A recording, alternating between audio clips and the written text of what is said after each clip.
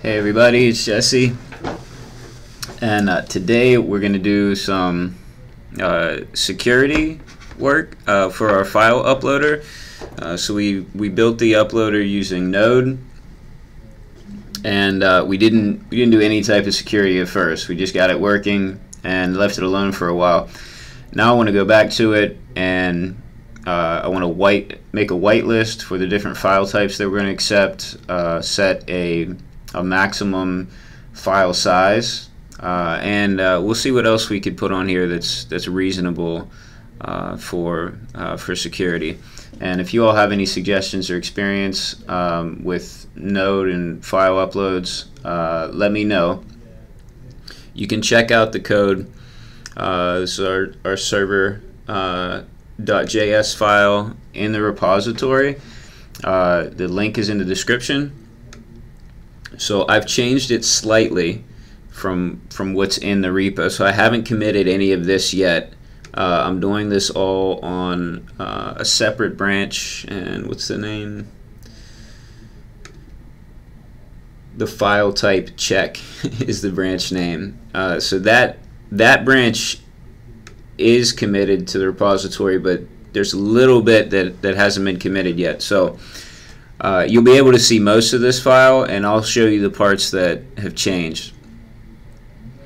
Yesterday I mentioned that I was having some trouble with the server and it wasn't working, and I had an idea of what it was, and it turns out I was actually right about what the problem was. I just missed a step. So it did have to do with that home page in package.json that was added to give us support for GitHub pages.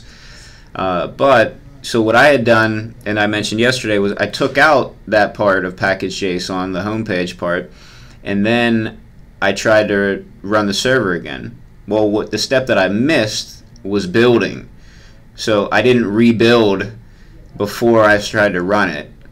So it was still using the old build that had the homepage set from package.json. So once I rebuilt after removing it, everything worked. So for now, we're going to leave out that home page. We're getting to the point where we'll probably have a version on a real server soon. So we won't need the GitHub pages version when we have that. We can just link to that. For now, I guess if we really wanted to, we could probably keep one branch with that in there. But I don't know. Let me know. I don't know if anybody's going to the GitHub pages page or not. If a lot of people are using it, then maybe I'll make another branch. Otherwise, I'll just wait a little while until I get the server up and running for this. All right. So I'm going to check the live chat quickly. Say hello.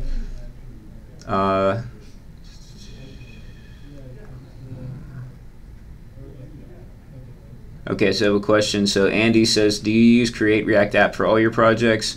And the answer is no. I also use Next.js for some projects.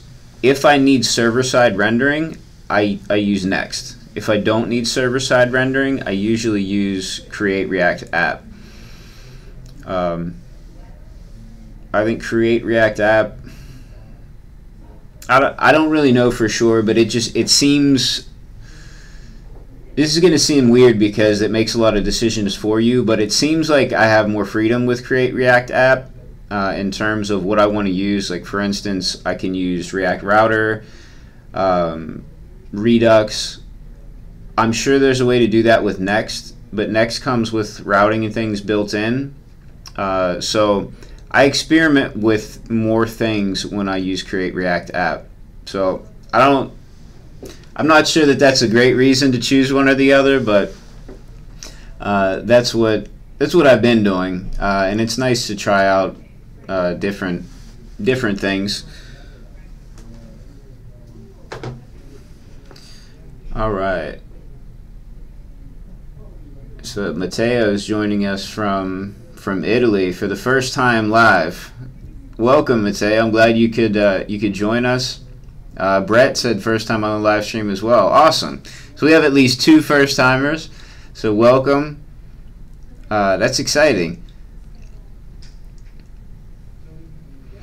Alright, so first thing we'll do is let me go over briefly a pull request that we got actually I think we got it within the last hour, and I was able to merge that, and that's part of the master branch now.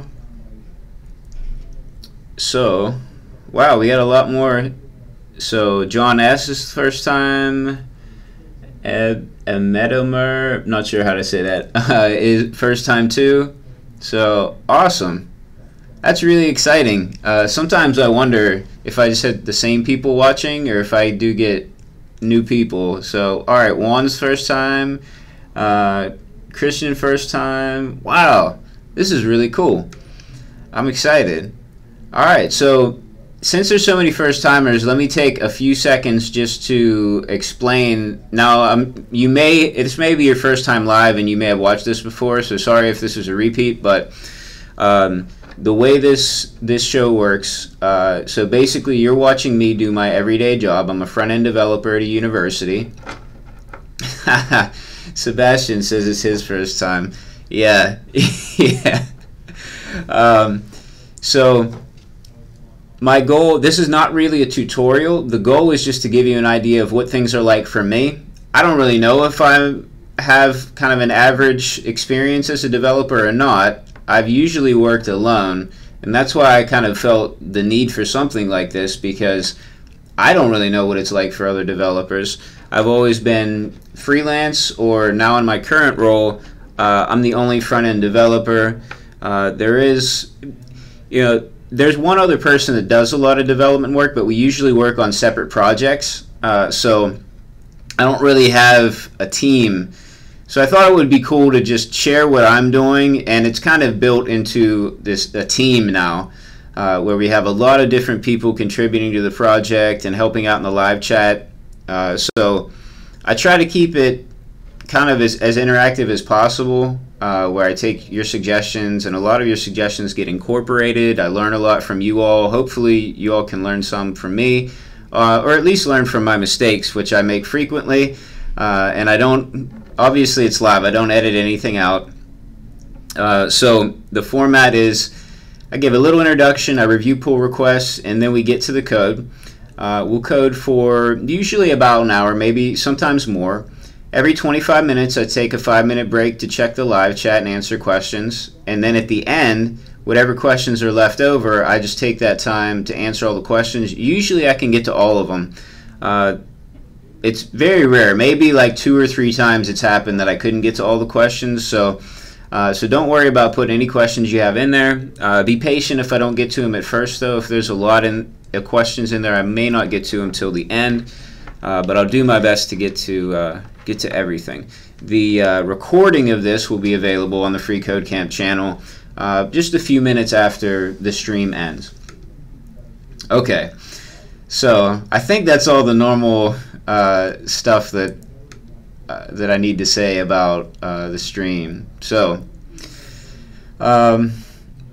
I see there are some questions, and so I'm going to get to those. I'm going to start into the code, and then I'll get to those on my first break. So just hang in there a bit.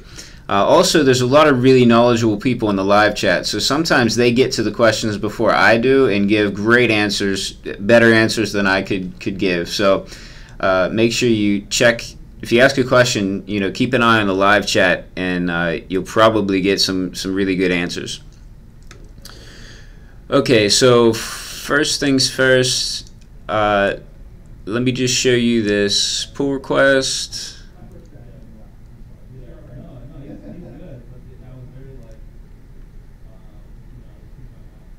And I'm getting it ready on my other screen, so and then I'll pull it over. Okay, so this is the pull request we got, so thank you, Sebastian, and you can see here, you can check it out as pull request number 53 if you want to see the files that changed and everything, but basically added some padding, and we had talked about that maybe last week sometime or earlier. I think it was last week. added a page title, had some consistency with the way we're using map from Lodash, and corrected my spelling for the SVG. And I wasted so much time because of a typo. Was it last week? Yeah. So really nice pull request. Thank you, Sebastian. Also, I forgot to mention this yesterday, and I think it'll be really helpful for a lot of you. It certainly will be for me. And I have no idea how I forgot to mention this because it was so awesome. But as kind of a note on the end of the description of Matt's pull request yesterday, he added some stuff about Redux.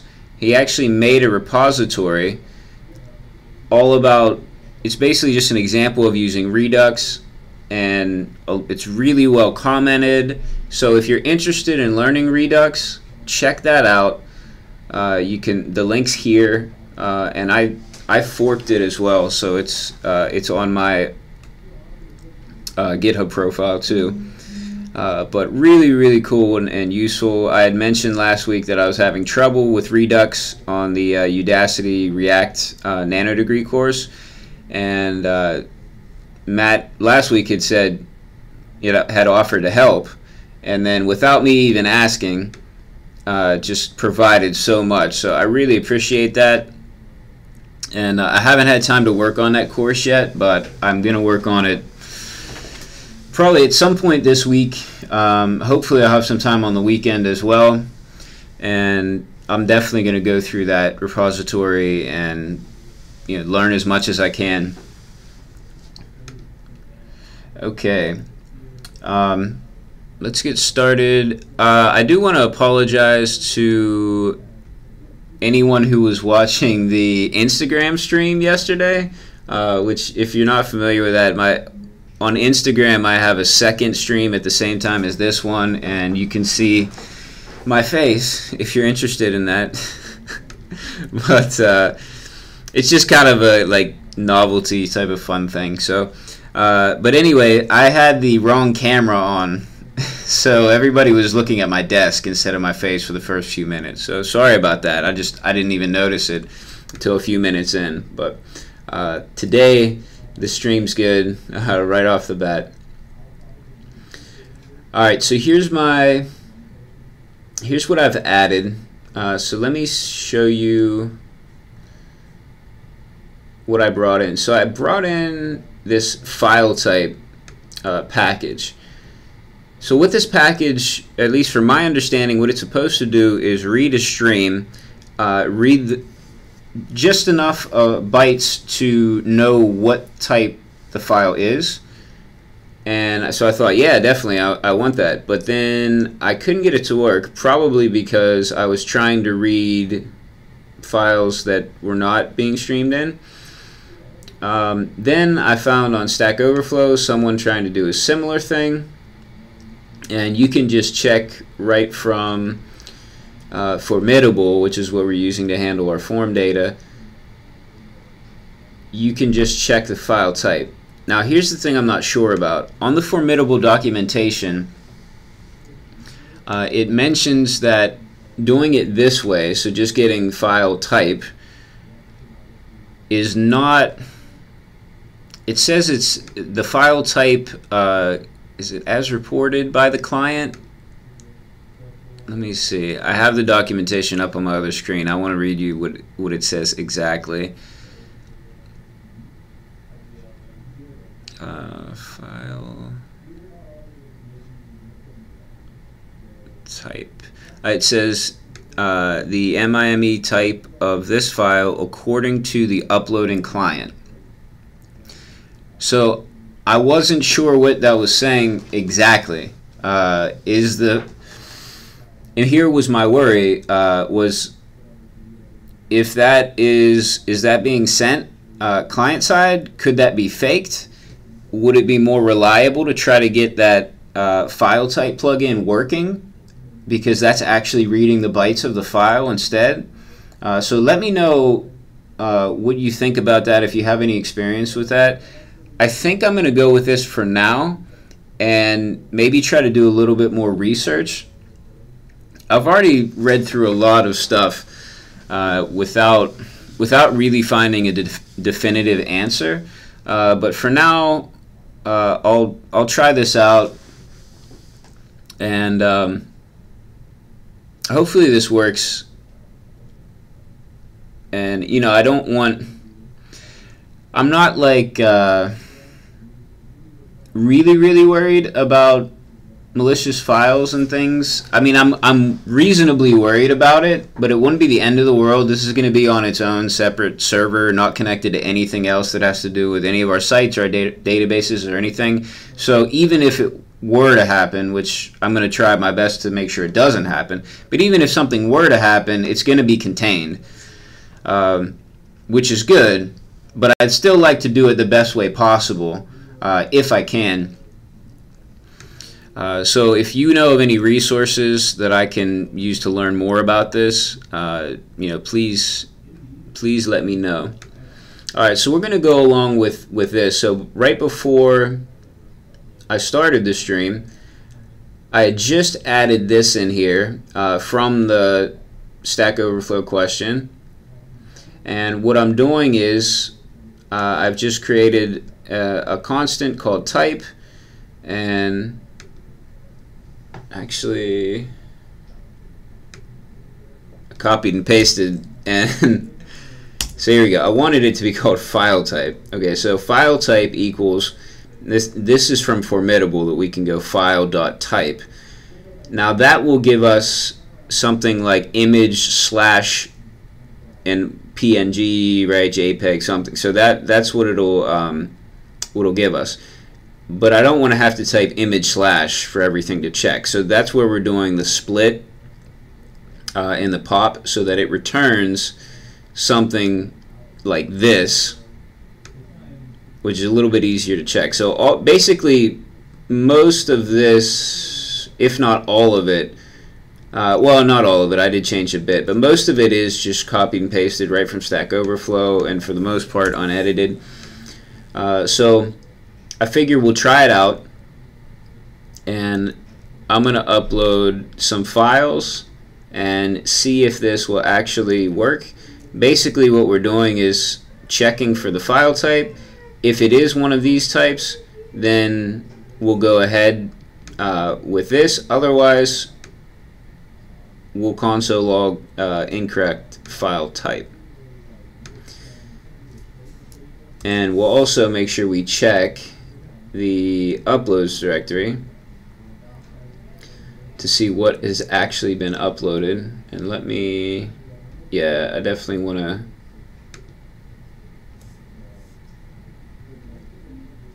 delete that, because that one's going to be the unsupported file type. Alright, so there's not really any sense pulling the site up on the screen right now, because all I'm going to do is just hit the submit button. But we'll look at the output here, and this is what we really want to look at. So let me make sure I'm uploading something with a different file type. Alright, so I'm just uploading a bunch of pings with one .xcf file. Whoa, an error occurred. Let's see.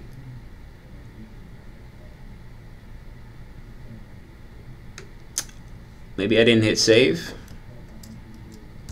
So I thought I fixed that. Alright, let's hit save and try it again.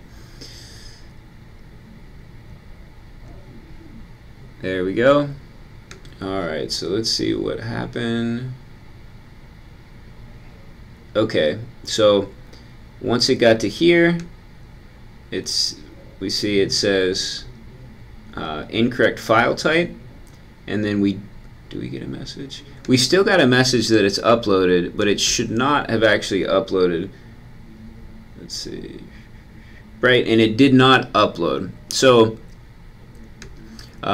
we will have to, I guess, we could probably change this so that it checks the same thing. I'm not sure that it really matters whether or not we have this anyway. This is nice for testing, but we're not really going to see this for most of the time. So this will probably get removed at some point anyway. So I'm not too worried about that right now, but we can confirm. This is probably too small for most of you to see, but there are no .xcf files in the uploads folder.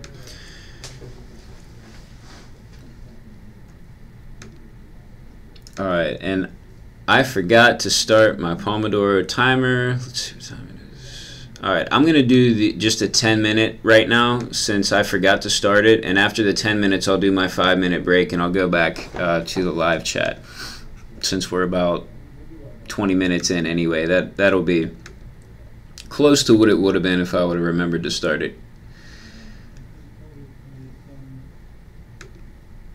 Alright, so that's the kind of the first layer that I wanted to do. Obviously this needs cleaned up. We need to add more things to this list. Just figure out what I want on this list and add it all. I'm sure there's a better way to do it than this. This is going to get really long. And let's see. It would be nice to also do the same type of validation client side to let the user know if they're trying to upload a file that's the wrong type. So we may not get to that today, but I just wanted to mention that that's going to be a good thing to do. Otherwise, people are going to upload a file thinking that it worked, and it's not going to work, and that could result in some confusion. We don't want to rely on the client side stuff. We definitely want the server side as well.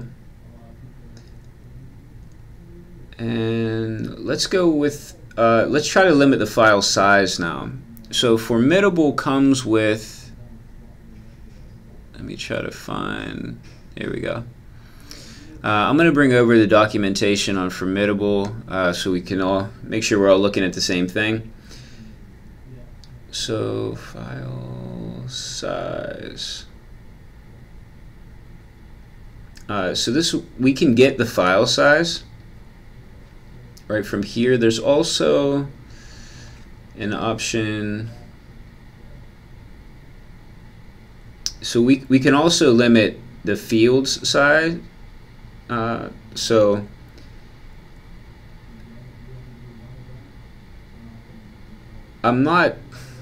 I guess I'm not super worried about the fields, but there's already a default max in here, so I'm not gonna change this right now. I'm okay with this default max, right? And this says accept files, so this doesn't really have anything to do with the files, it's just the fields.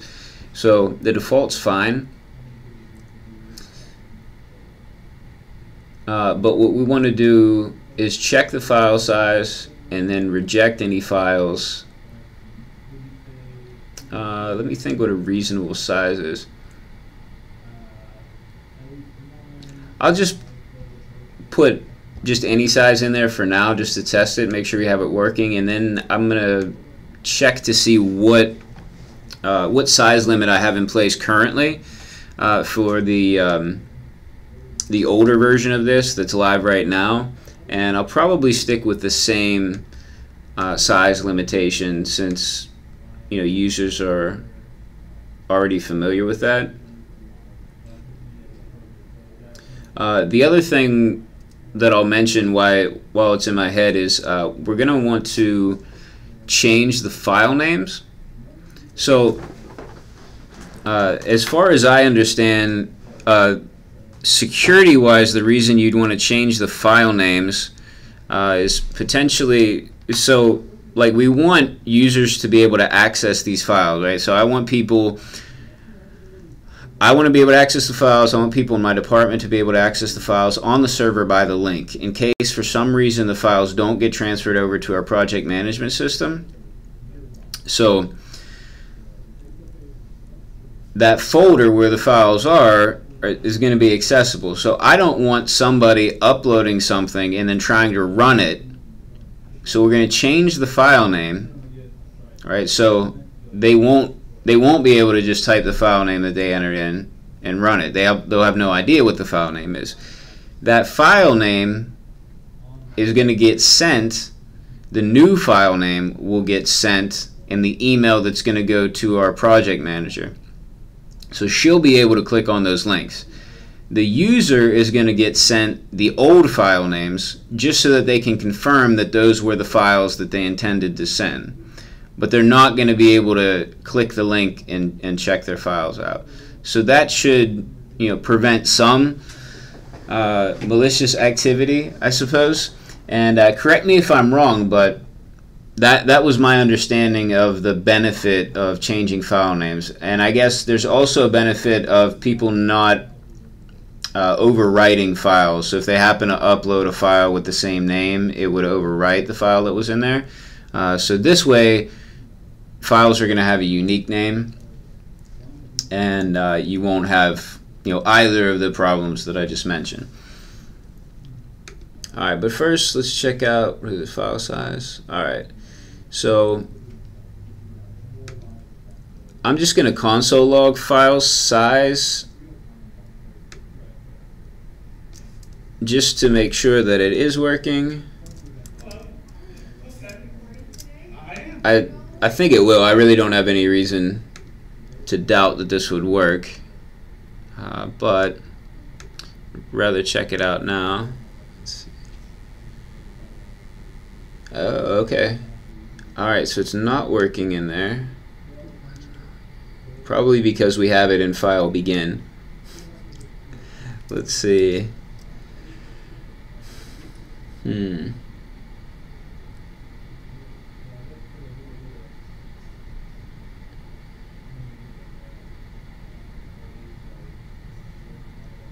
Alright, so we need some other way to check the file size.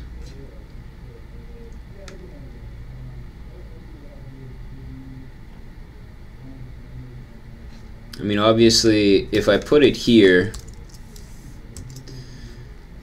then we should get the real file size. Right, so we're getting that here. But at that point, the file's already been uploaded. And we want to stop it from even being uploaded.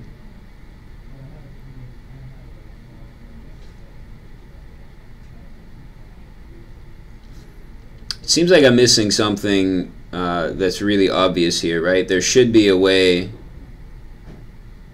to limit the file size.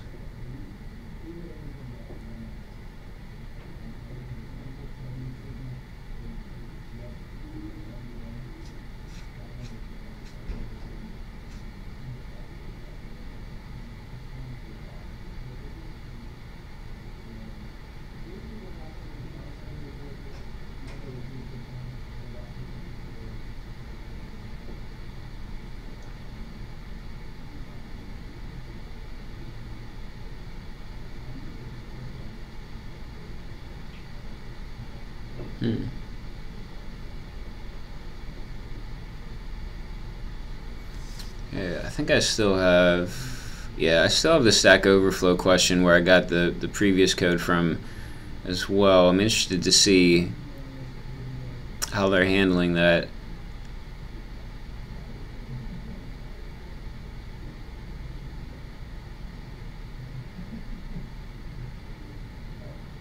So it looks like they're not checking size at all. Alright, let me check the live chat quickly, and I'm about to the end anyway, so I want to see if anyone's put anything in here about our problem.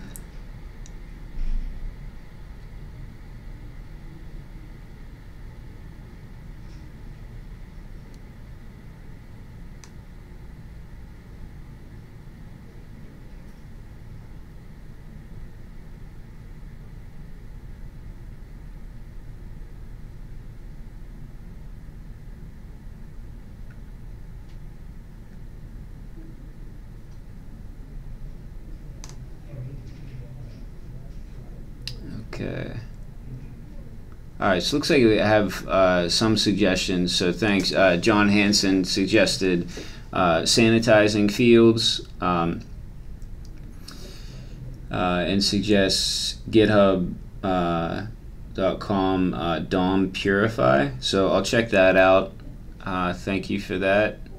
Let me go ahead and do my 5 minutes now. So we'll take a break from the code for 5 minutes, and I'm going to answer questions in the live chat.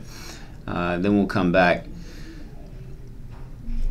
and try to figure out what to do about this file size.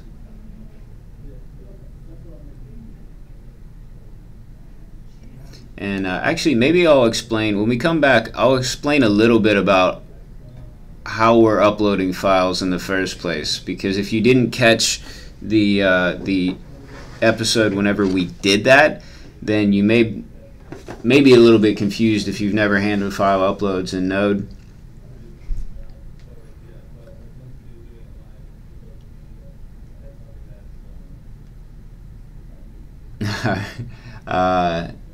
Mikali says, I'm a Vue.js user, but I like Jesse. That's cool. I appreciate you saying that. So that's cool.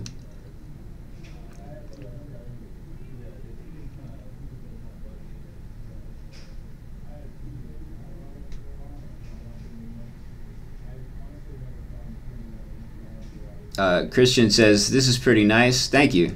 Thank you. I appreciate you saying that.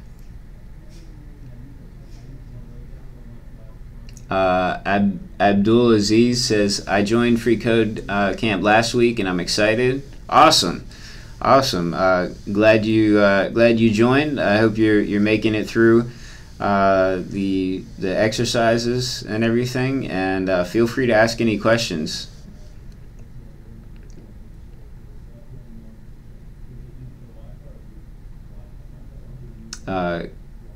Christian says, the idea about the team sounds fantastic.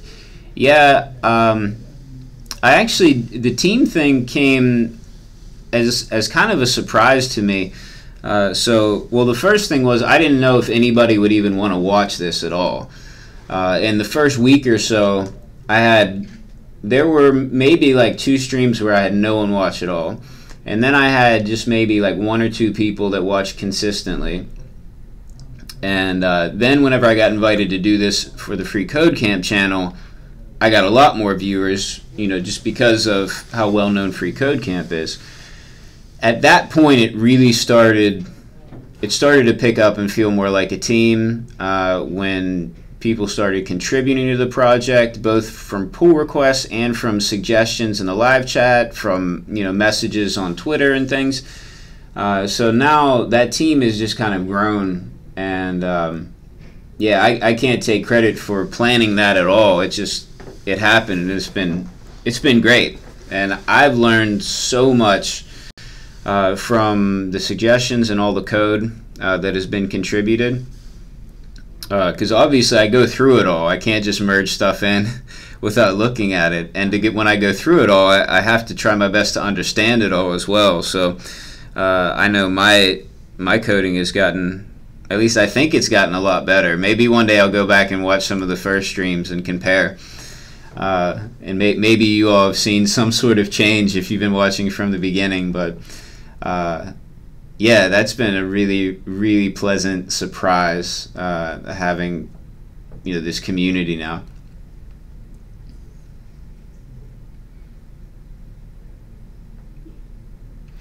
Sergey asks, what do you think about React, Redux, and RxJS? I like them. I don't know. I think I really enjoy working with React. Redux is confusing to me at this point.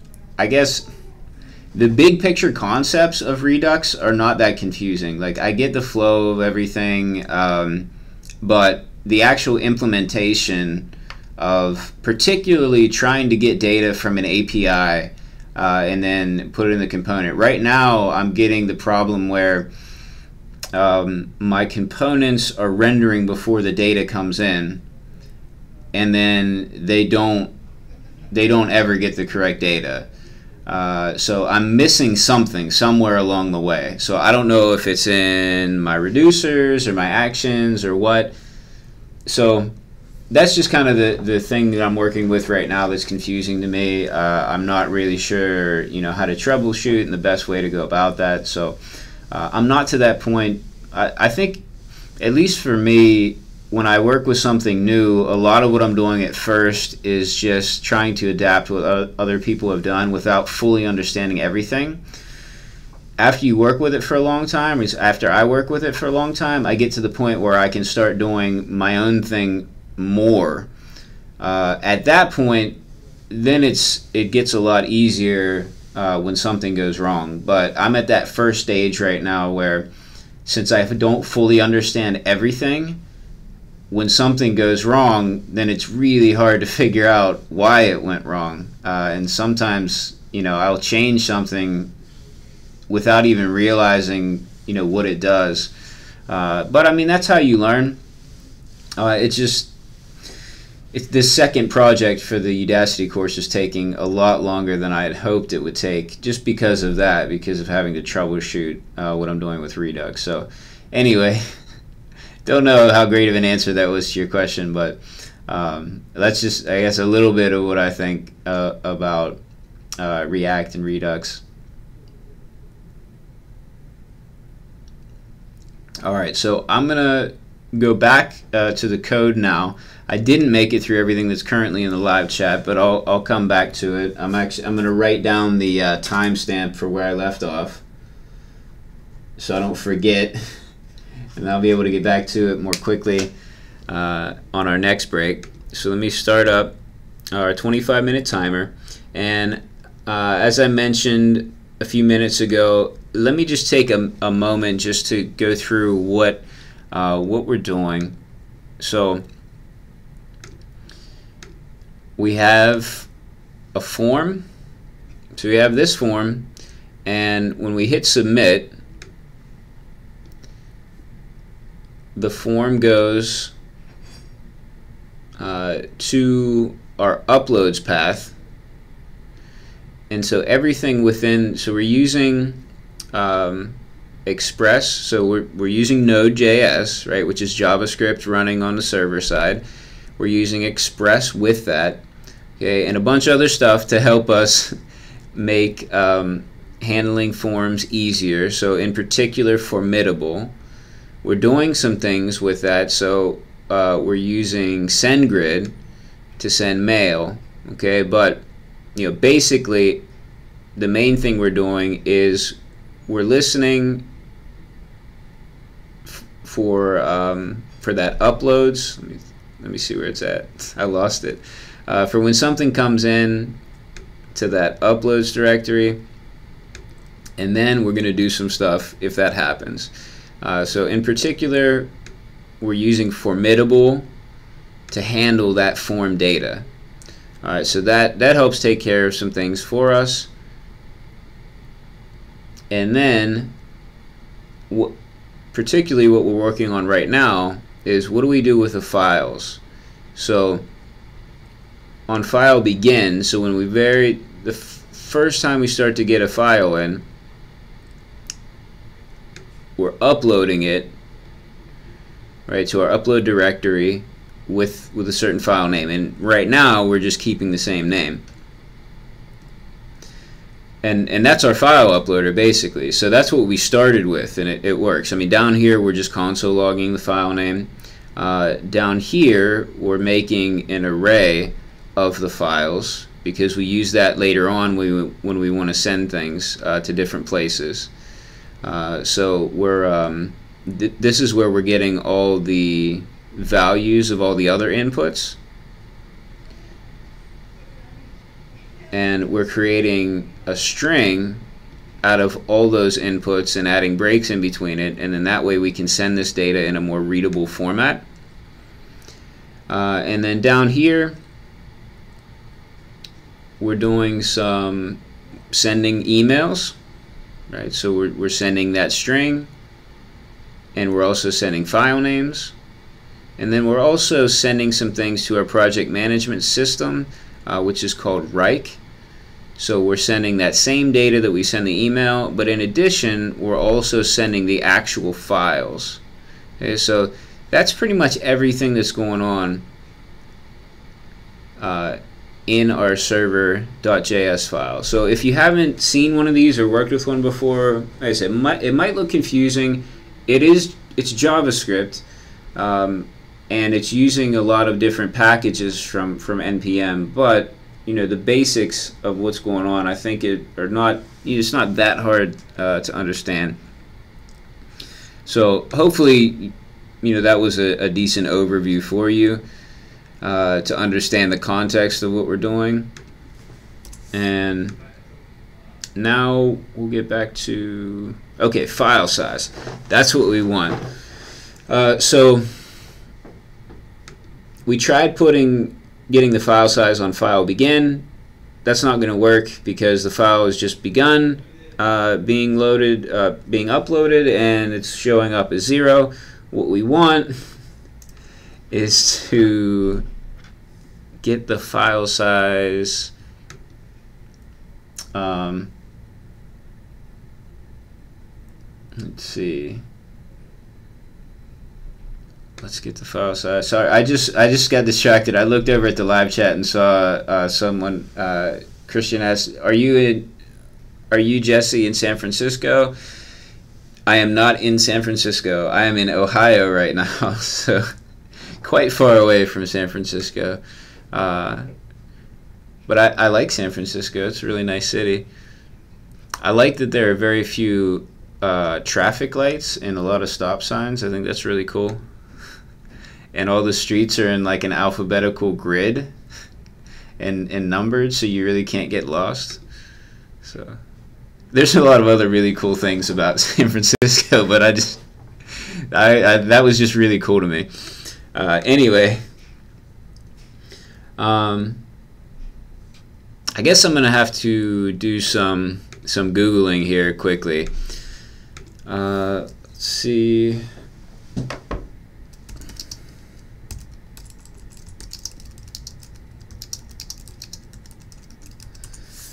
Alright, so here's my, I don't know if you actually want to see my Googling, but just in case, here it is. So not bad. We got some stuff. It's pretty old, so let's go for past year. Files wasn't uploaded before, uploading for validation. Okay. Yeah, this is what I want. Looks like some people are using jQuery. I don't want jQuery. We're not using jQuery. Alright, well, let's see what we have, these first two.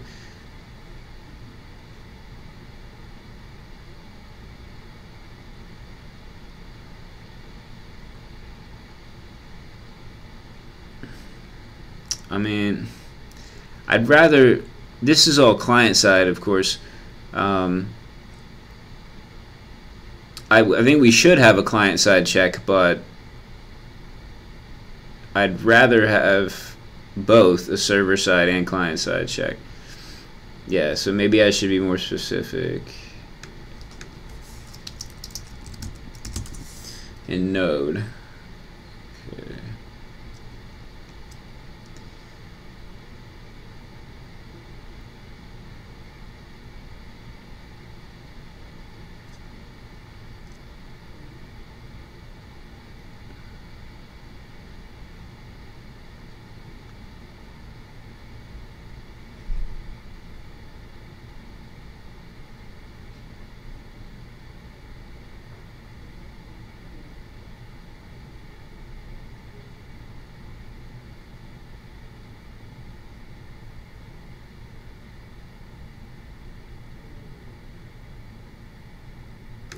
Okay, let's see.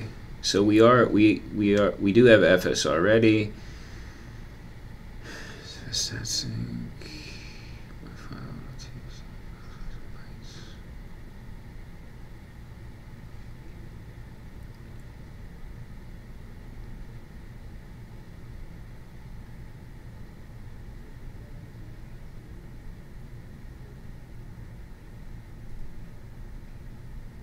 Okay, so this person is trying to do the same thing that I want to do. I want to check it without actually uploading it. FS, the state class will not upload the file, as I think. Alright, well, let's check that documentation then.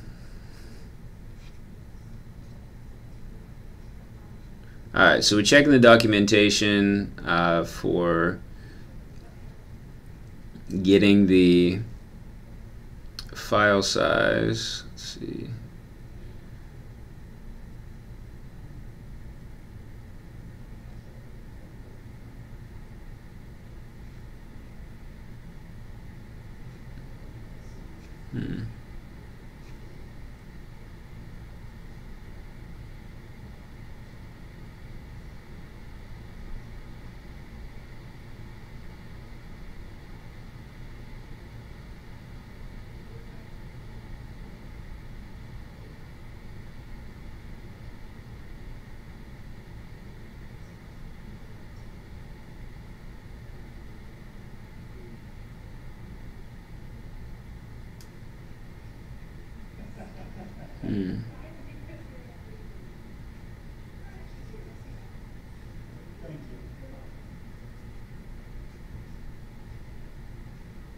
Alright, I guess we could try this.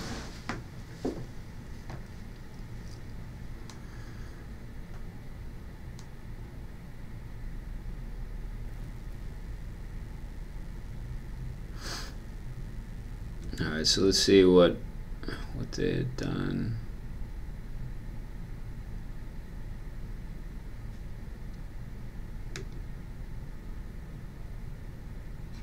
Alright, I'm going to move this over to my other screen so I can keep looking at it while we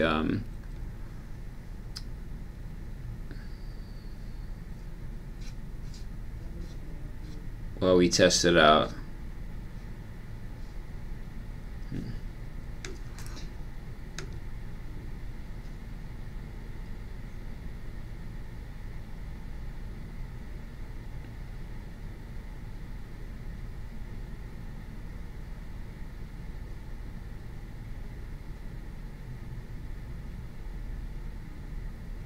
Alright, let me see. Someone just asked in the live chat to see the website, so here's the at least one page in the site. I'm getting some suggestions here in the live chat, so let me check them out.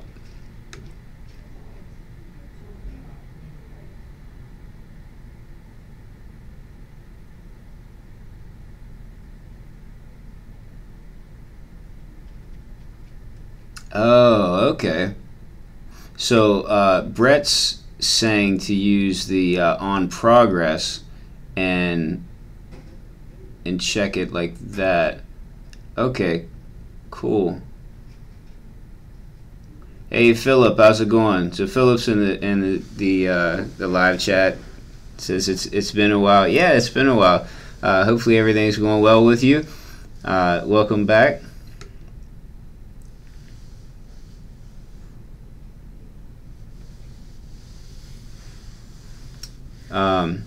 Alright, so that's,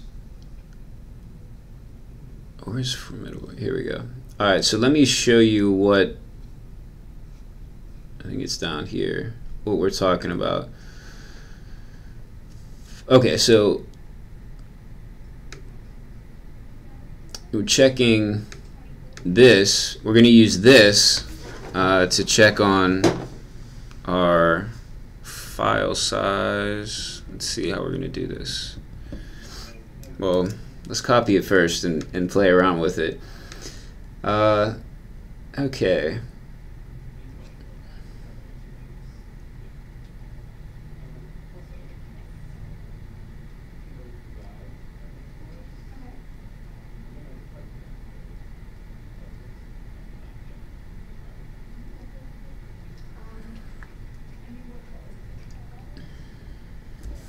Let's just put this in here for now, and let's console log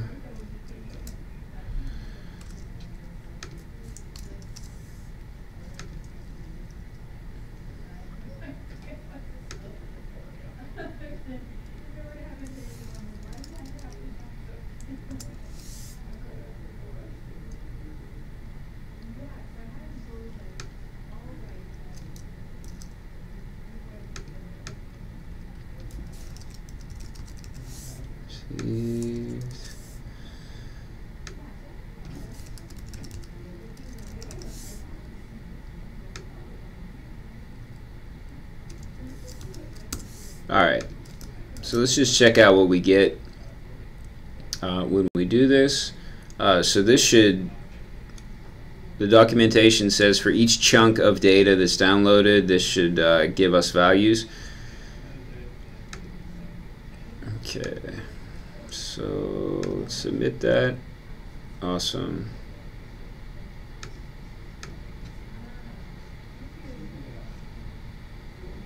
Alright, great. So we are getting the received and expected. Nice.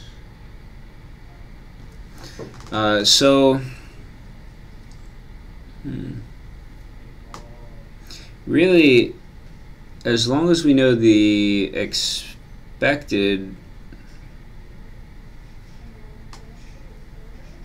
I guess we could rule right away. We could rule out a file if the expected amount of data is more than our cap, and then we could further check it to make sure that the received amount of data is under the cap. So I don't know if it's possible, but maybe the expected data could be incorrect, and the real file size is much bigger. So I could see value in checking both.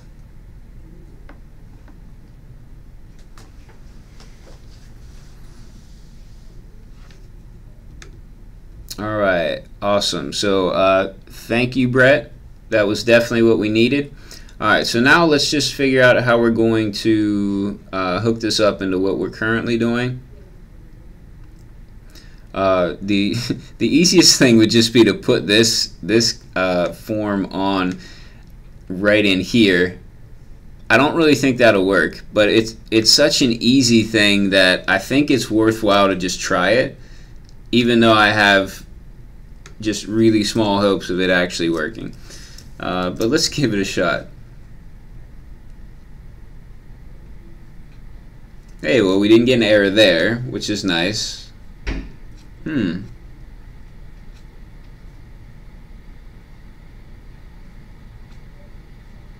That's interesting. Did it actually work? All right, let's compare. Received.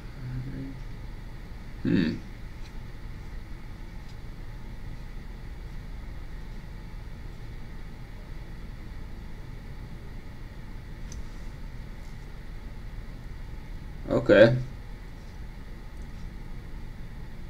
Maybe that did work.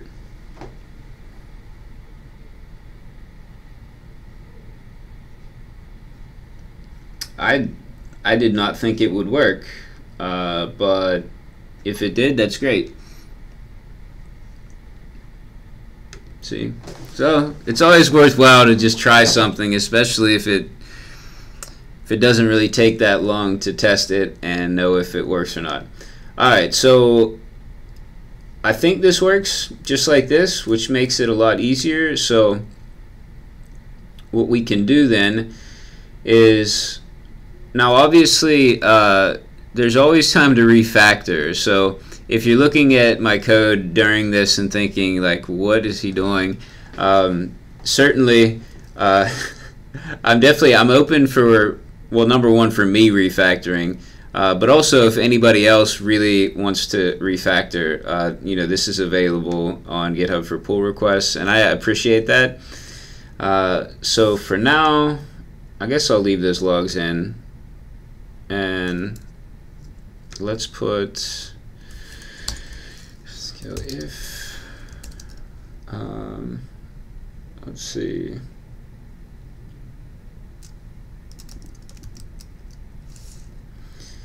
If bytes expected, or just, I don't know what we want to set the limit as. I want some of these to not go through, so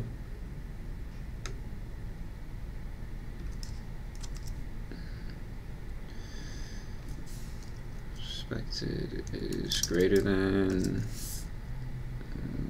let's cut this down. Whoops. How many zeros? 1, 2, 3, 4, 5, 6. Or bytes received is greater than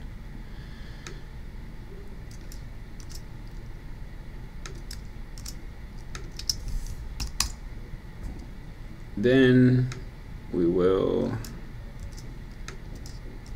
actually upload, and let's also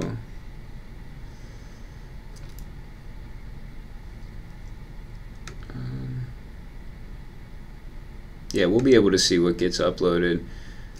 So let's save that and delete. I think we can just delete. Let's delete everything out of here. Then it'll be really obvious what makes it in. Whoa. So there we go. Okay. Alright, so everything's deleted now, and we'll be able to see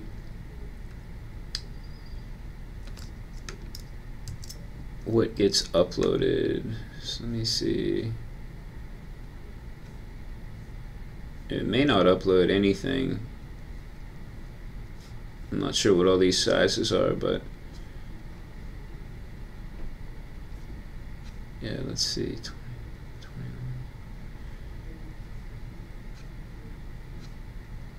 21. Actually, now that I'm looking at this, why?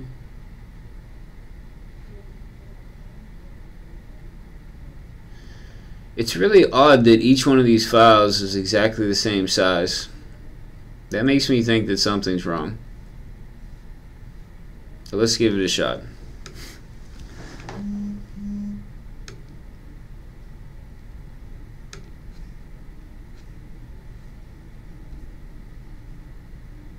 Okay. Alright, cool. So nothing was uploaded, which is what we expected. I definitely want to see, though, what size these files really are.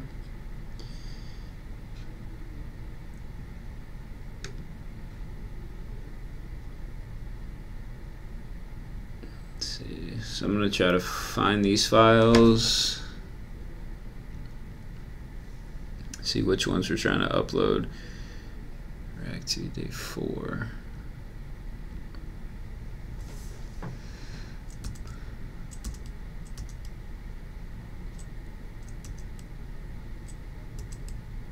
Yeah, something's wrong because these files are definitely different sizes.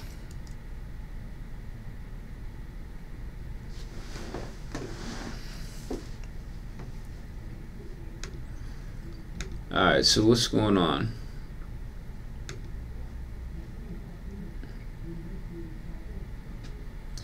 So even when we had it, let's double check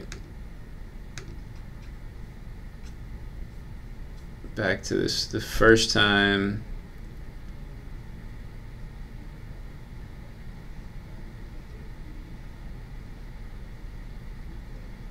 I want to check the first time we had this where it was outside of the other function.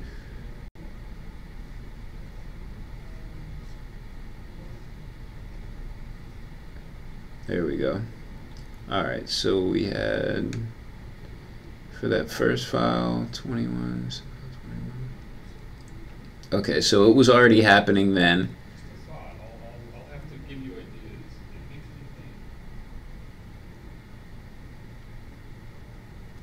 think.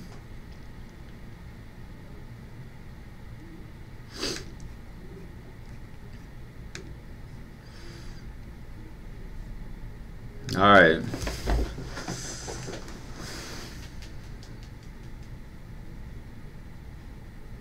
Let me think about this. I'm not exactly sure what the problem is.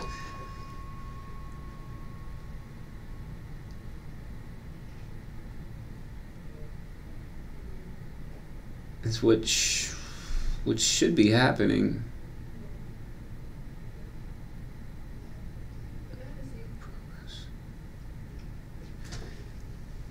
Is this, let's look at the documentation. It doesn't say much about it. Data is in progress bar. Alright, it doesn't say that this is for every file individually. Is it possible that this is for everything in the form being sent?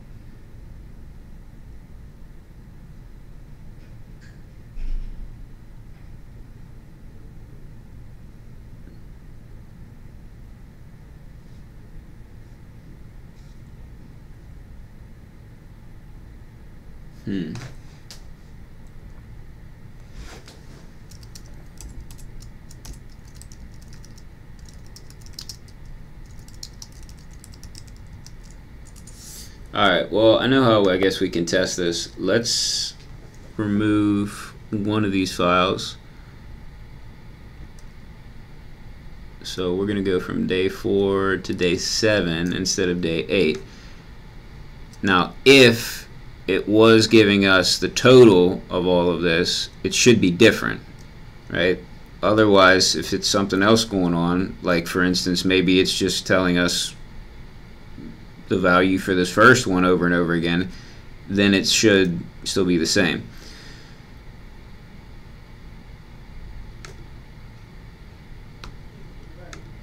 Alright.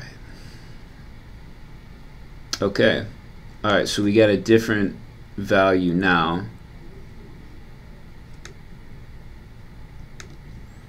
Alright, I do want to test one thing because my test was a bit flawed. So on the off chance that it was actually giving us the value of the last one over and over again, let's do it again where we take the first one off but keep the last one and see what we get.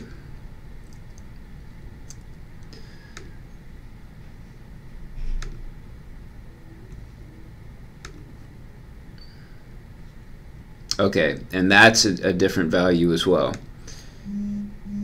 So what it seems like is happening is that this is not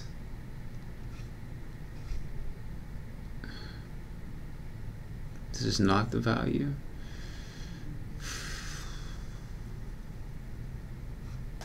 Let me 13, 14.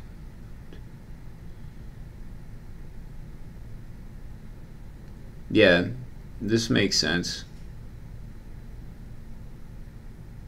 Yeah, I think this is giving us the total bytes received, not per file. If you notice, and I didn't notice this before, is that this number keeps going up, even regardless of what's being said here. When this file actually gets uploaded, it just keeps going up and up and up.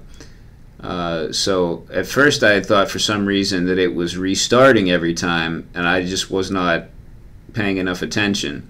But this is giving us the total for everything.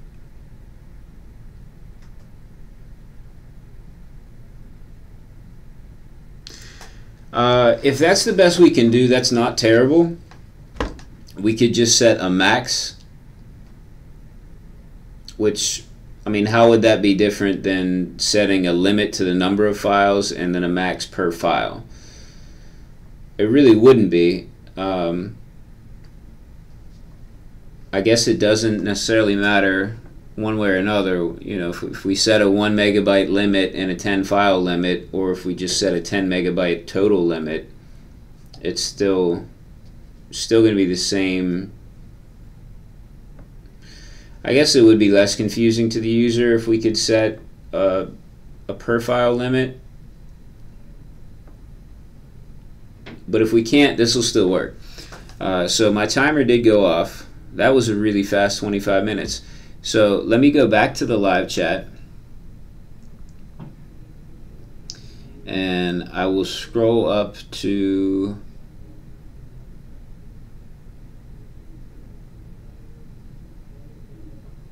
let's see.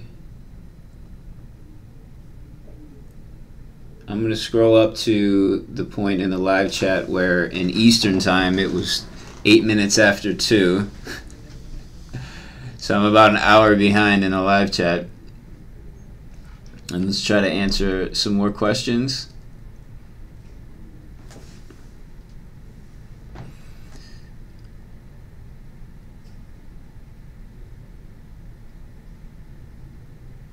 Brett says, learned Yarn from you, Jesse. Awesome. Cool. Although now people are telling me to use the latest version of NPM instead of Yarn.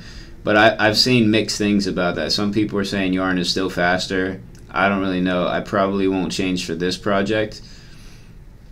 I'm used to the Yarn commands now, so maybe for a future project I'll try it. Igor asks, what's the point of this app? The main point of the app is to allow users to submit requests for work to my department. So I work in the marketing department, and we do a lot of different things, both print, design, and writing, and videos, photography, and websites. So people will be able to use this form. It'll send all the data directly to our project management system, and from there our project manager can assign the project to the correct people. It's also a resource where people can download things, so logos, university logos, and the guide for writing. I guess there's a writing guide for official guidelines for university correspondence and things. So there's some other things as well there.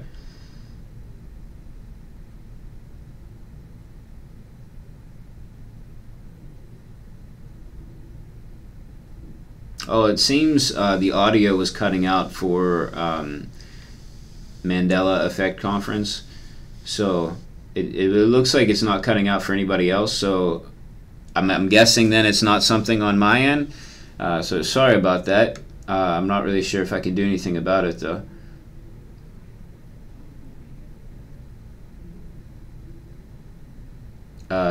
Gitik says, boy, you've made me love coding. Love you, brother. I'm pretty grateful to you. Oh, that's awesome. Thank you so much for saying that. I really, really appreciate that. That's cool. I'm glad. Sometimes I worry that my streams get boring, especially when I can't figure out what to do. But if I've made you love coding, then I must be doing something right. So that's awesome.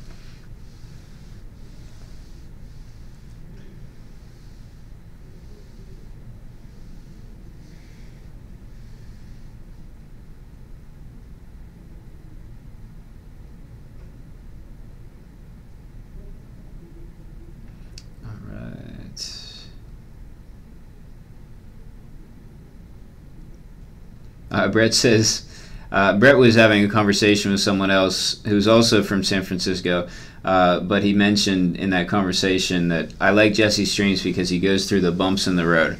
Yeah, my streams are very bumpy sometimes.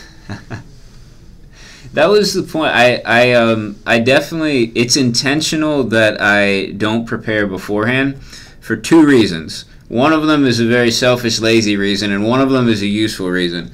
The lazy reason is if I don't prepare beforehand, then I don't have to take time to prepare, right? So it's I can do these videos without as much work, which is kind of necessary. If I had to pre-record videos and edit and do everything, then there's no way I could do this every day for a couple of hours. But the more useful reason, at least for all of you, is I wanted you all to see what it's like for me and how often I make mistakes and have to work through that. Because the pre-recorded tutorial videos that are out there are really awesome, and I benefited greatly from them, but you get the feeling, especially when I was starting out, you get the feeling like everybody else knows what they're doing and you don't, because you know, I messed up a lot and they never mess up. And realistically, they have time to edit. I mean, I'm sure that, you know, a 5-minute video takes a lot longer than 5 minutes to do because they're mistakes. But those get edited out and you don't see those. So I really wanted you all to be able to see the mistakes. So I was a little bit nervous at everyone thinking that I was a noob because I make so many mistakes. But I've gotten over that now. And in fact, no one calls me a noob. you all are very understanding of the mistakes, and I think that's part of the uniqueness of this stream.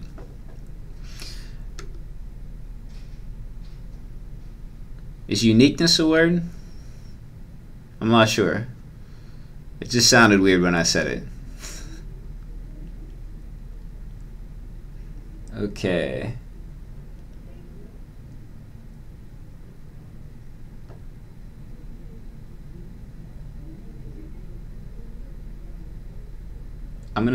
I'm actually really close to being at the bottom of the live chat, so I'm just going to take another few seconds and look at this, see if there's any questions before I go back to the code. Jordan says hello from Tennessee. Hey, how's it going? I've got relatives in Tennessee. And who else? Patrick's in Tennessee too, right? Yeah.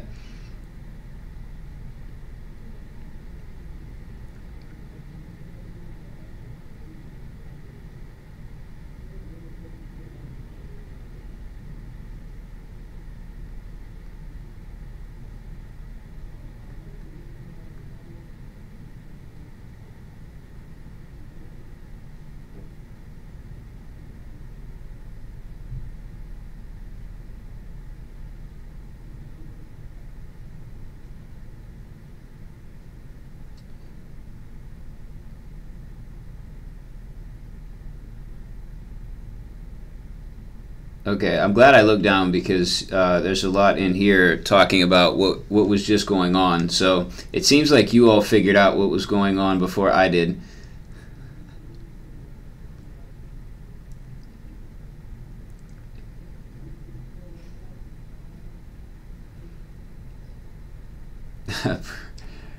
Fred says great until 2:30, then not so great without sugar.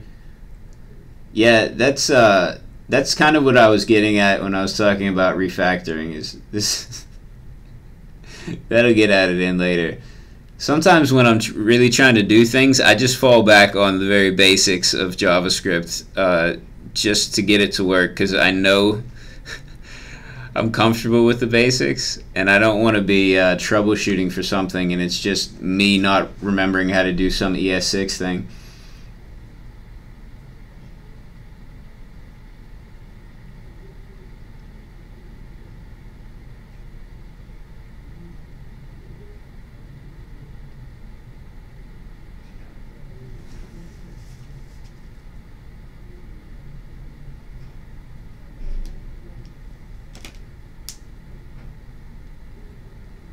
Okay, so I didn't get through all the questions. Let's go. We'll probably let's see what time it is first. I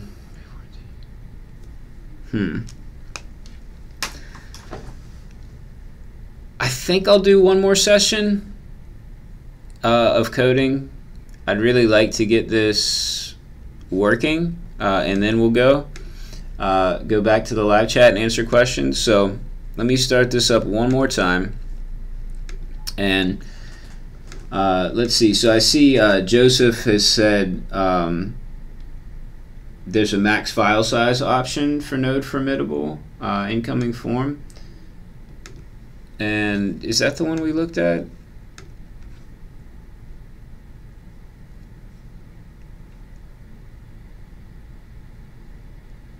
Max file size. That's all. I did not see the max file size option.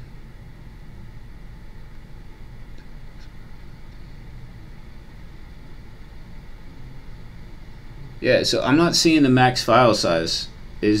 Am I missing it somewhere?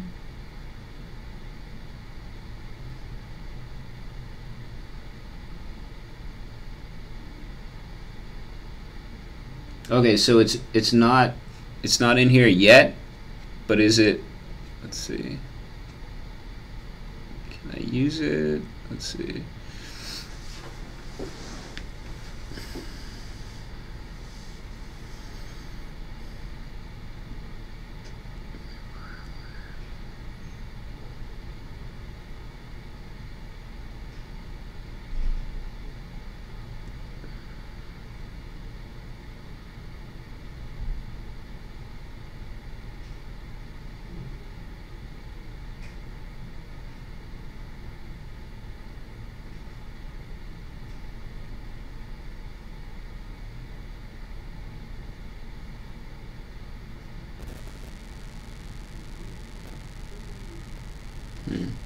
Alright, I didn't see it in there.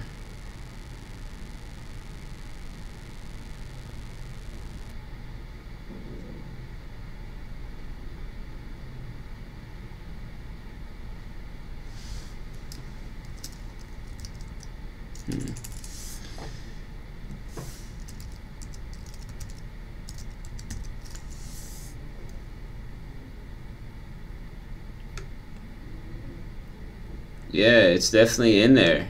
Nice. That's awesome. Joseph, that's amazing. So, basically, in the documentation for Formidable, it does not say anything about a max file size option, but Joseph checked out the actual source code and found it. So you could see it here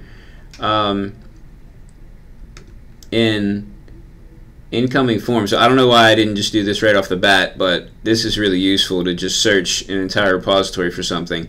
So right here, under max field size, there's an option for max file size. Really awesome. So this is cool because this means a lot of the stuff that we just tried to do, we can just remove and make this so much more simple. So we should be able to just follow the implementation for the field size and instead put file size. So hopefully that'll work. Let's try it out.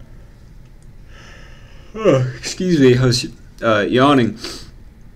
Alright, let's get rid of a bunch of this stuff.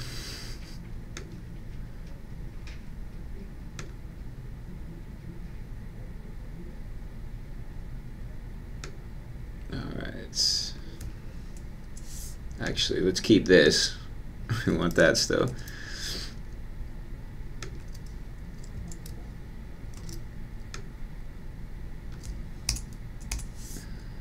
Okay, awesome. And where's our documentation? Alright, max file size.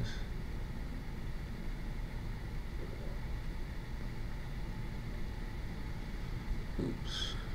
Actually, this is where I want to be. Let's just stop there.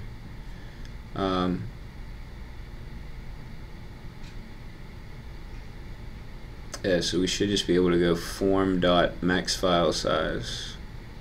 So let's just copy this and then change it. Oops, what do I do?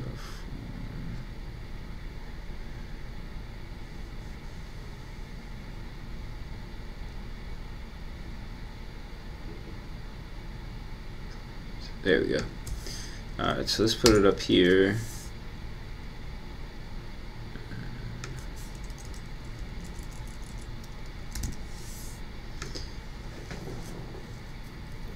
Okay, cool.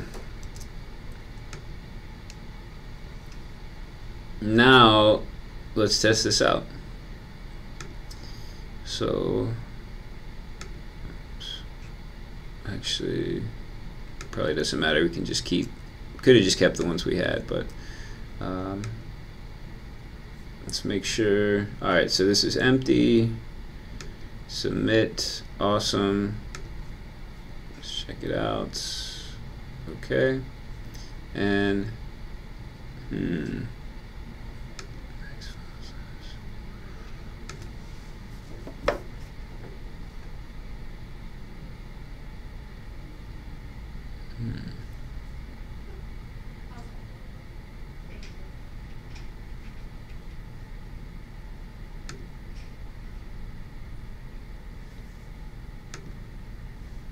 Alright, I don't think that should have worked.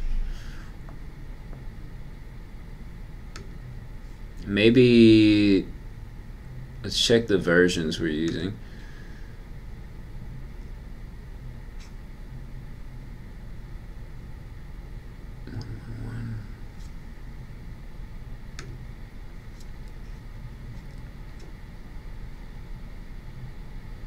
Alright, that's the latest version, but yeah, this, I mean, this hasn't been updated in a while, so that should be in there.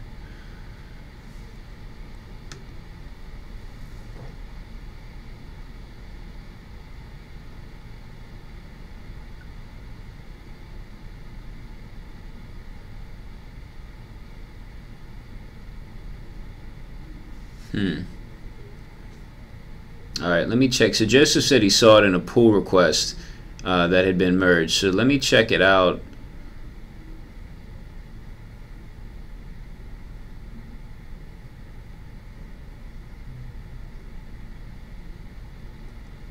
There we go.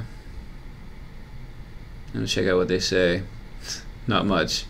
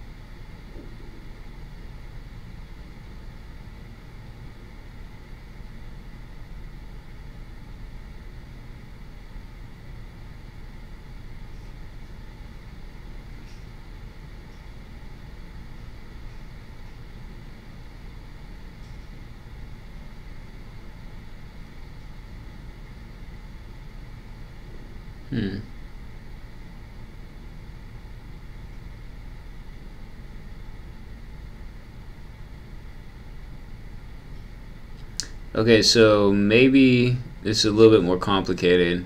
It looks like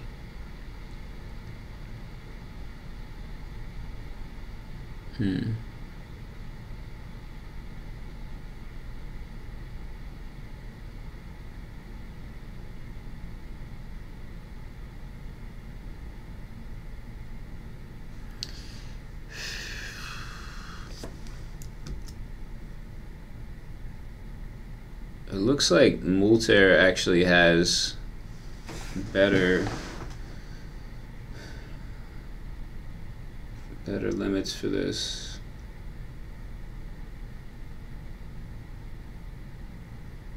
I remember when we were first looking into this, we were trying to decide between these two.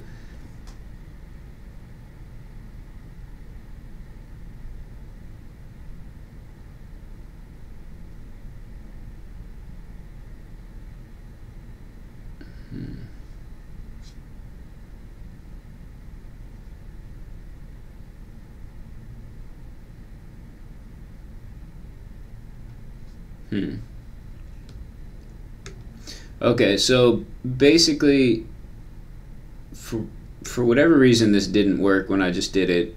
But even if I can get it to work, it seems like this is not, I don't know, it's not going to be great for security. And the other way that we were doing it might actually be better. But if we can do both, that would be the best.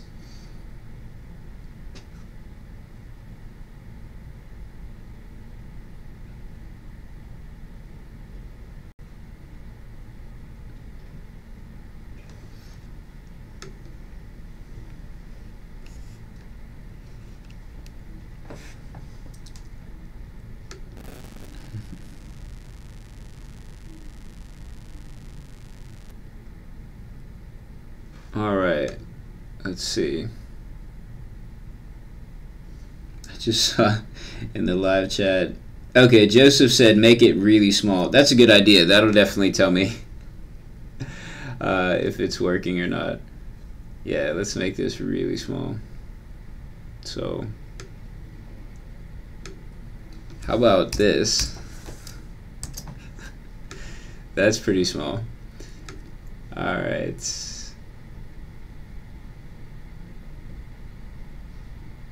Oops, I should have deleted these first. Let's delete them.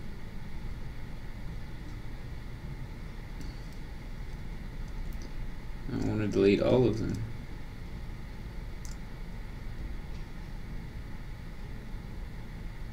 There we go.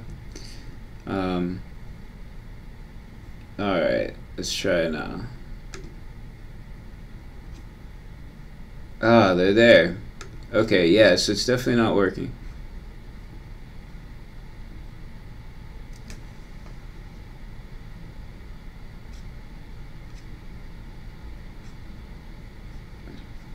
Keep losing my place.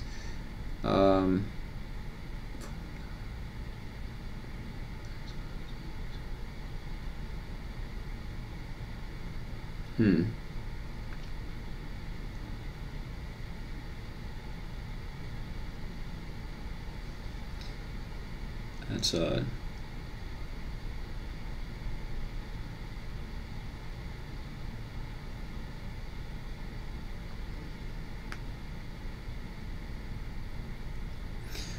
Okay, Brett says the comment said to check the content length in the doc header. That would be a way to reject before downloading starts. Okay. I just saw this. So, iGhost says, "Love you, Jesse, even though you are in your left brain." Which one's the left? I can't remember. There's a difference between left and right. One's like more creative, but I can't remember which one's which. So which one's the left brain supposed to be?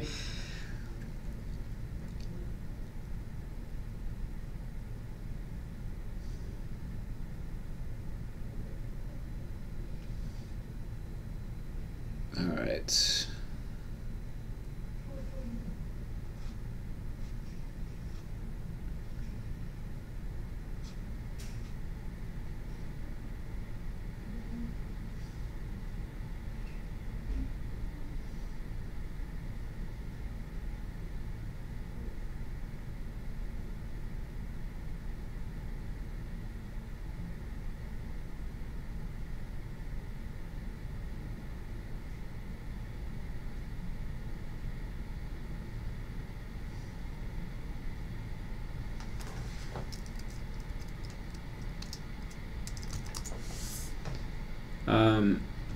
Did they also, so Brett,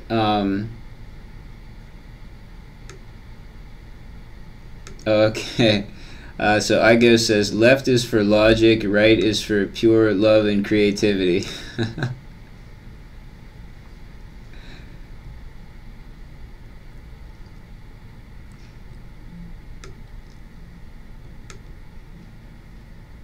Yeah, all my creativity, I guess I have a little bit of creativity when I'm doing the design stuff.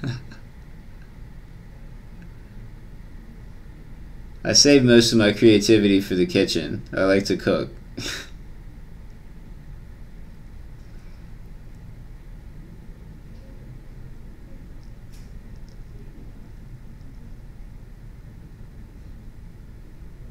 Okay, Joseph says check out issue 324. Alright, let's do that.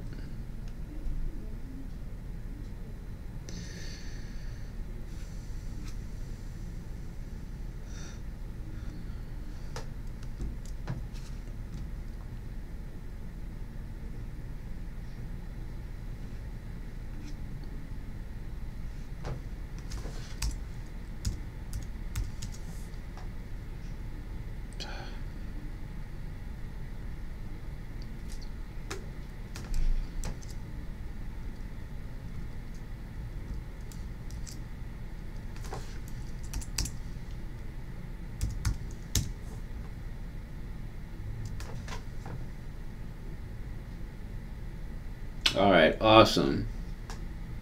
Awesome, thank you, Joseph.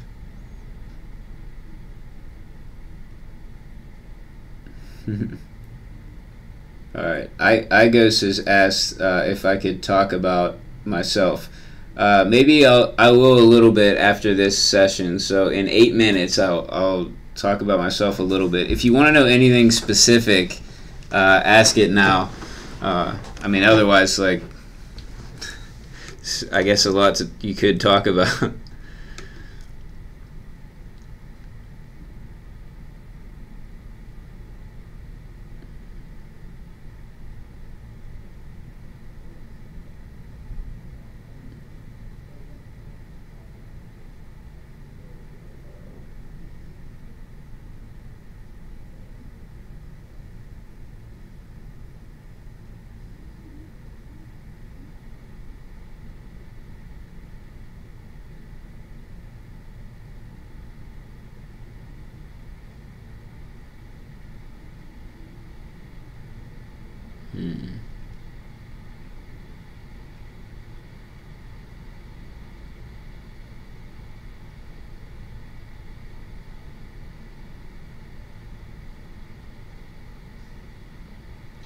Alright, this should not work because when we checked file size in file begin, it was always 0. We can try it again though. I mean, I'm going to scroll down. Obviously, this is not the last the last word on this.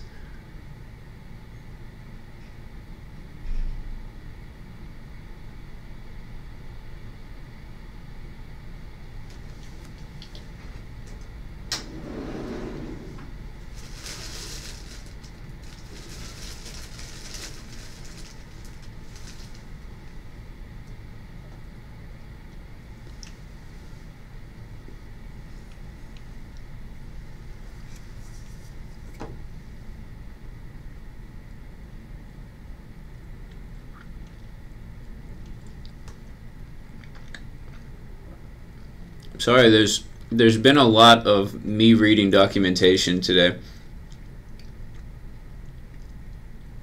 I know that's probably not very fun to watch. I probably should have just ended the stream after the last one and read all this stuff on my own.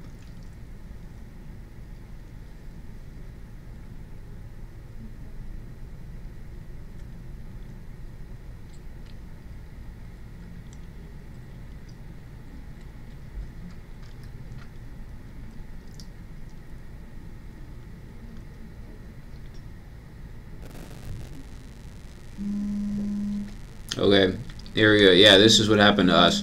On file begin, the file size is 0.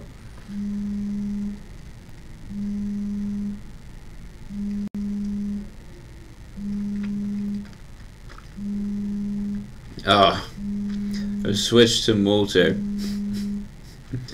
And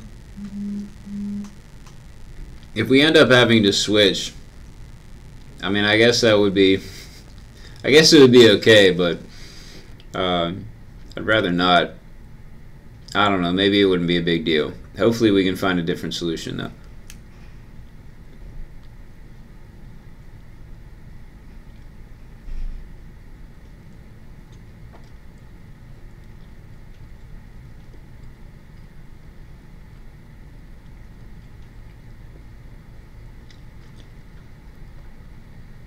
Okay, so let's check this out.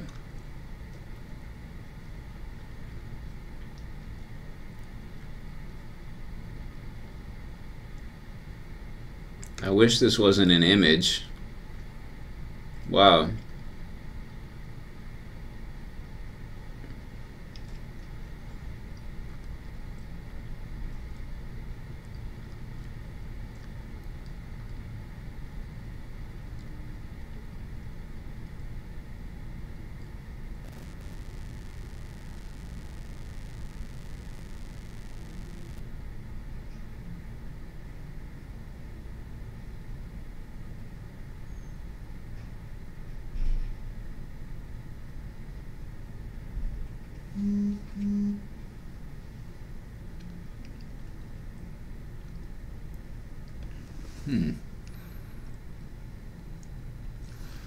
Well, you have about 3 minutes until this Pomodoro session's over. I don't think that we're going to get this working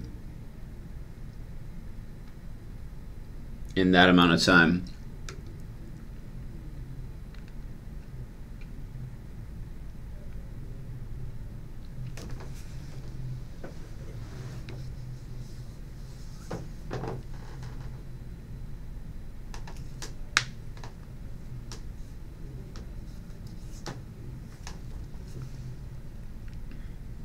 Alright, yeah.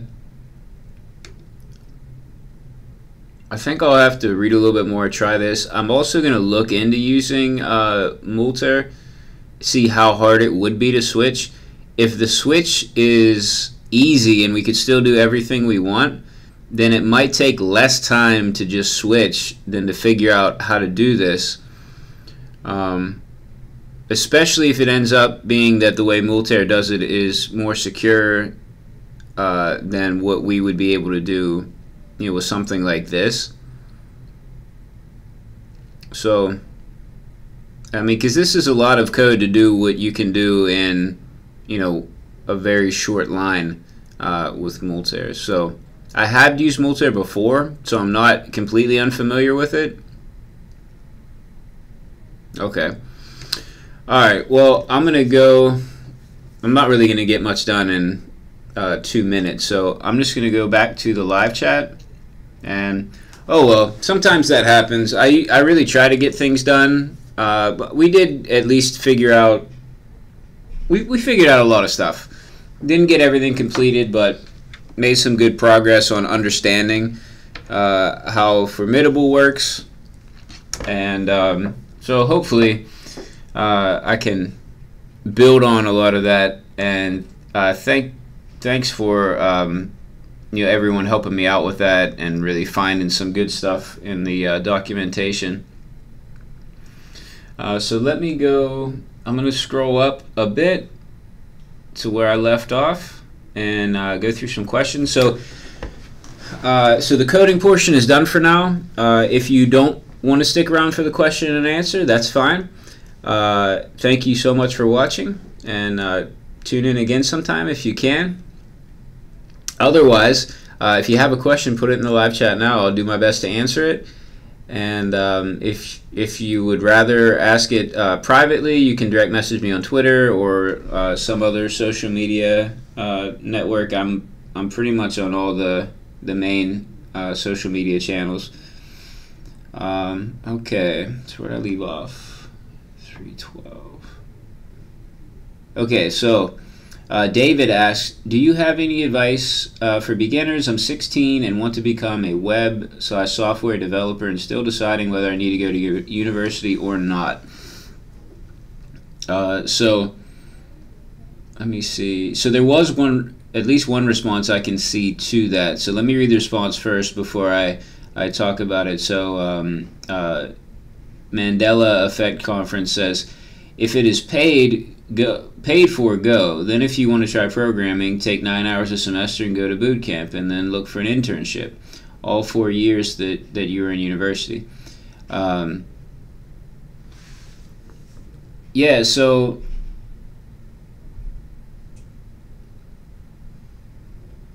I agree saying that if it's paid, go. So if you happen to get scholarships or somehow if it's paid for, then it might not be a bad idea to go. It does somewhat depend on your situation, right?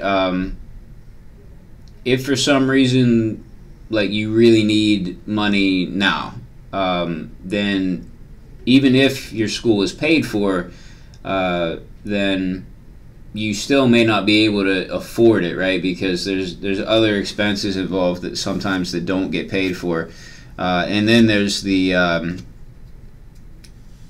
you know, all the time you spend in your classes, you won't be able to work or make money. So there could be some situations where even if school is paid for, you would want to, but in general, I would say in the majority of situations, if it's paid for, you may as well do it, because it's a huge value. And if you take like the cost of school into consideration, you'd be making more money doing that than you could probably make doing anything else at that point in your life. So that said, if you have to go into debt to go to school and what you really want to do is be a web developer or software developer, then I don't really recommend going to school, going to university. I would recommend, like, well, you're already doing freeCodeCamp, so go through that. I've read stories of people who've gone through freeCodeCamp and gotten jobs really soon afterwards. So that's definitely possible. I would just say work with FreeCodeCamp stuff, take advantage of all the free resources you can online, do freelance work to build up your portfolio, and apply to any job that you're interested in. Just apply. Don't worry if you don't meet all the qualifications. You never know what could happen. And so anyway, that's my advice. I mean, you're only 16, so at this point, you're probably in high school. So you do have some time to work on things before you really have to decide about college. At least a year or two, depending on what grade you're in right now. So you could work on your coding and even probably pick up some clients, build your portfolio a bit, and then you'll probably have a much better idea of what you really want to do. Hopefully that's helpful. Philip says, your videos are super realistic. That's what makes them great. Yeah, this is like legit reality TV here, right? This is 100% what I actually do. The only difference between what I'm doing now and what I do the rest of the day is that I don't talk to myself in my office when I'm not streaming, and I don't narrate what I'm doing. Otherwise, it's pretty much the same. And I don't have all of you helping me, so that's another big difference that's a benefit to me.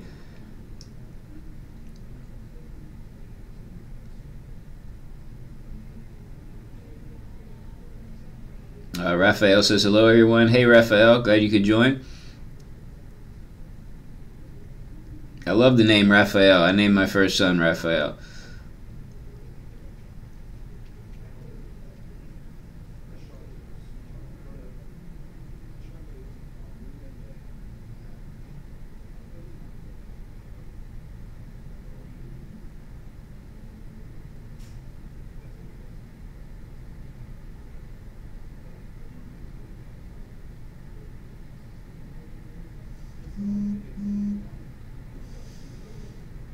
Alright, so I'm down to the bottom here of the live chat, and this is where Igos asked me to talk about myself a little bit.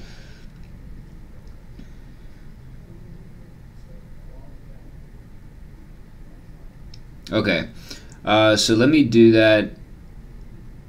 Well, let me answer. Here's an easy question here. I'll answer first before I get to that one. Navin says, what's the tool you use to live record sessions? It's called OBS. So I think it works for Mac and Windows. I never checked if it works on Linux or not. I'm not sure. But OBS. It was fairly easy to set up. I had to mess with the settings a little bit to get it right, but now that I have the settings right, it's pretty easy.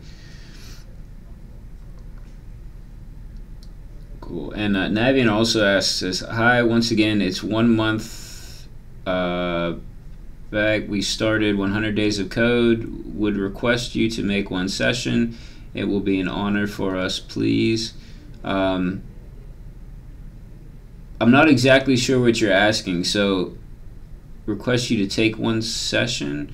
What sessions are so? Anyway, Navin, if you could elaborate a little bit on your last comment there about the 100 days of code and everything, that would be good because I'm not exactly sure what you're asking. All right. So while I'm waiting on the oh, okay, so Navin says we do online sessions from freeCodeCamp. From the freeCodeCamp algorithms. Okay. Cool.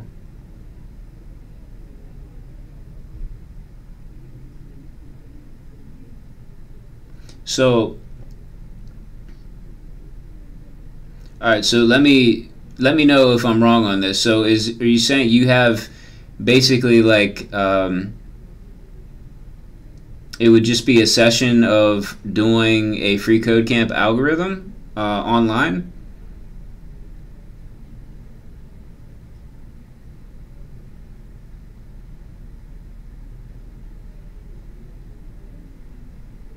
Hey, Brett, I'll see you. So Brett's got to go. Thank you so much, Brett. You were like a really big help, and I really appreciate it. So hopefully I can see you back here again.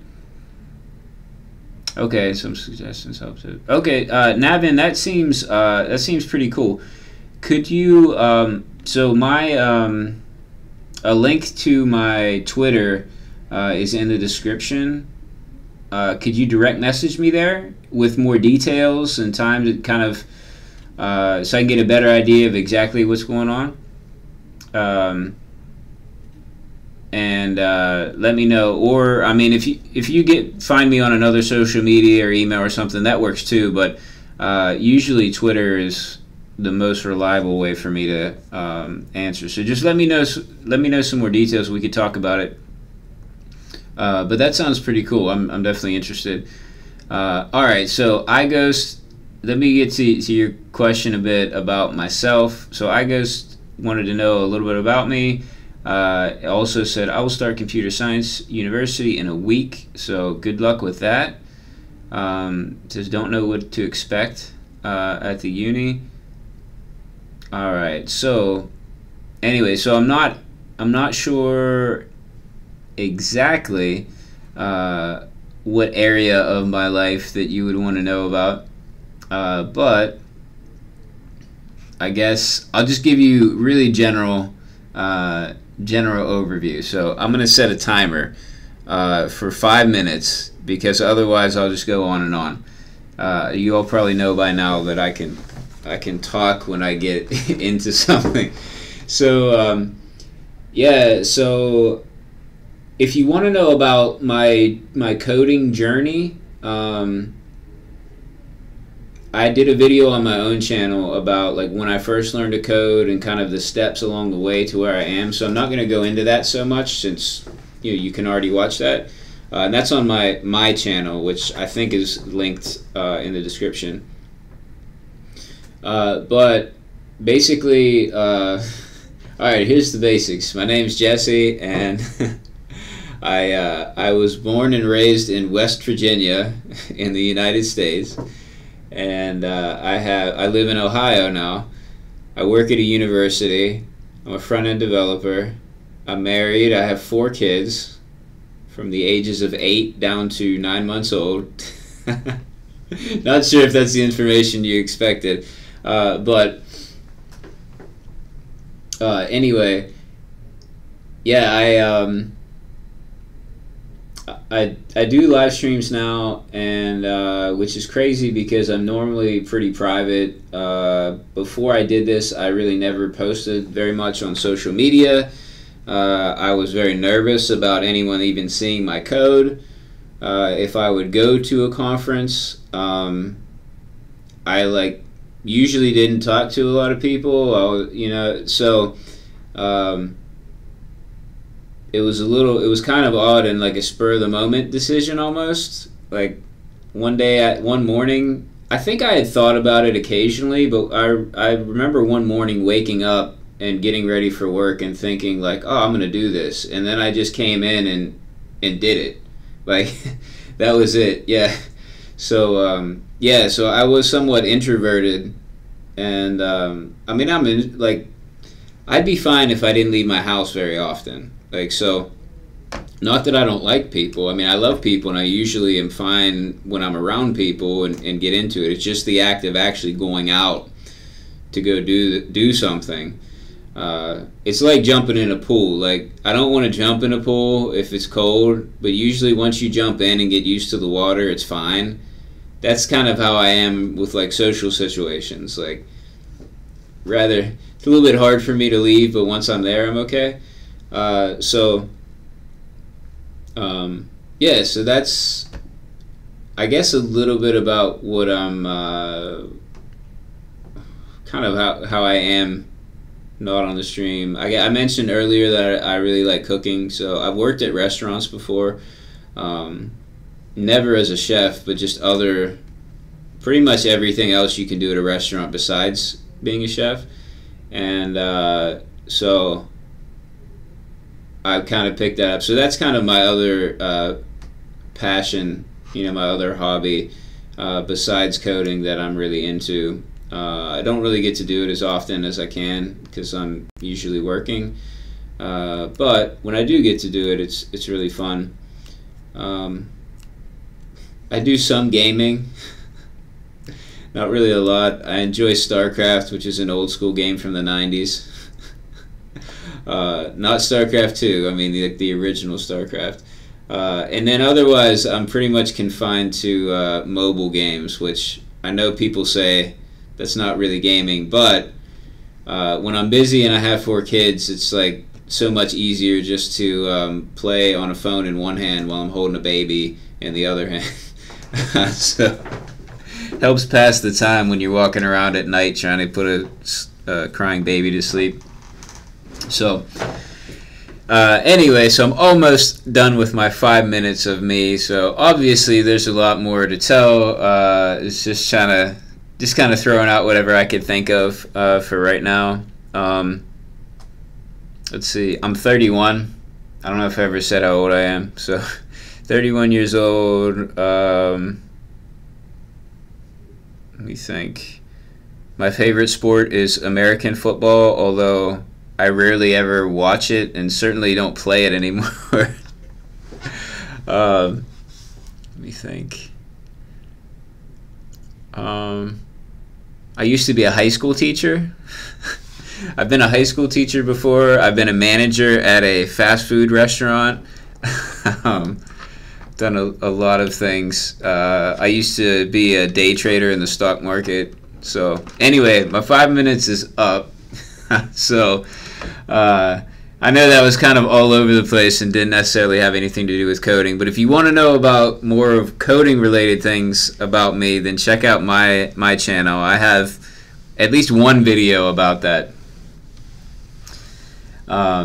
Yeah, so Igo said, you are 31 and wow, you have 4 kids and you worked a lot of places. Yeah, I got married when I was 21, so got started early with being married and having kids. And yeah, so I jumped around in jobs quite a bit. I was only a manager at a fast food place for a few months, and that was just not really my thing. Although I got free food, which was awesome. That was the best part about the job. And I've worked at different places. The day trading stockbroker thing was really awesome for a while until I lost most of my money, and then it wasn't so awesome. But good thing my wife was very patient with me whenever that happened. Yeah, I was a high school teacher for a little over 3 years. So that was the longest stay at any job, unless you count my high school job with, I worked for a city in West Virginia called Weirton. So the city of Weirton I was a maintenance person basically, and I cleaned up playgrounds. I did that for like 6 summers in a row. So anyway, I've gone over my time, so I'm gonna stop now. If anyone wants me to do that again, just let me know in the live chat. So I try to keep it centered on code mostly, since this is free code camp, but I'm not opposed to a few minutes of talking about me, only if you're really interested. Otherwise, I'm definitely not gonna do it. So anyway, I guess said thank you. You're welcome, no problem. All right, so I think I've answered all the questions, and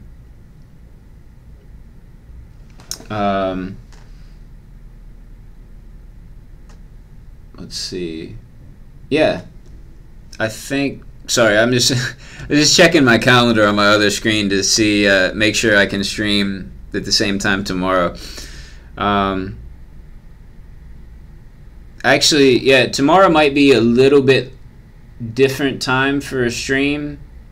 It might be a morning, an AM stream Eastern time. So I'll try to get in early and let you all know as soon as I can, because I I have to do an interview for a candidate for a web developer position that we have open right around the same time that I normally stream. So I don't really want to risk it, and if that goes longer than expected, then I won't be able to stream. So probably plan on doing a stream tomorrow morning, Eastern time, maybe like 10 a.m., somewhere around there, Eastern. So I'll see y'all then. Hopefully I can get some of this figured out that we worked on today and let you know how it went. Anyway, thank you so much for watching and for all your help. I really appreciate that. And I'll be back tomorrow. Have a great day.